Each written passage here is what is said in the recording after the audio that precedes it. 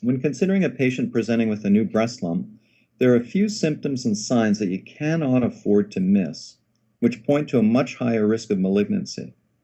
These include a positive family history, the presence of a hard, immobile mass, and the presence of a new discharge from that breast, especially if bloody. When I take a history in a woman with a breast lump, here are some important questions that I ask. Has a new lump appeared suddenly? Does it fluctuate with menses? Is it quite tender? If the answer to these questions is positive in a pre- or perimenopausal woman, this is a good sign, as the probability that the lesion is a benign cyst increases. How old is the patient?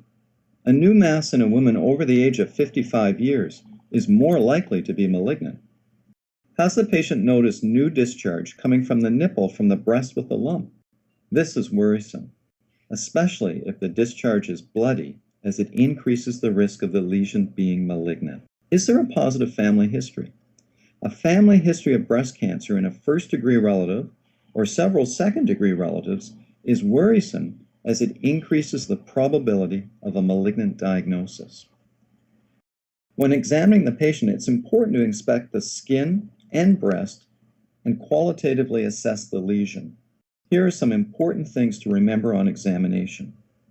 A smooth, mobile, painless mass in a woman under 35 is likely a benign fibroadenoma, whereas a hard, immobile mass is more worrisome, especially in an elderly woman.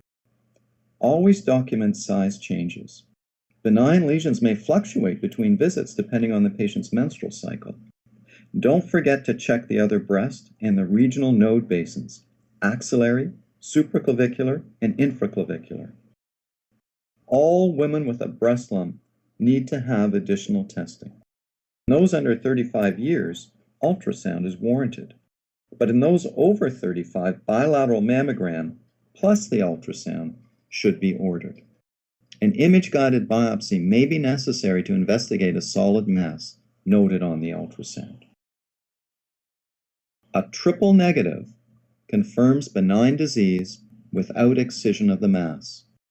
It is defined as a normal exam and history, normal imaging, and a normal biopsy.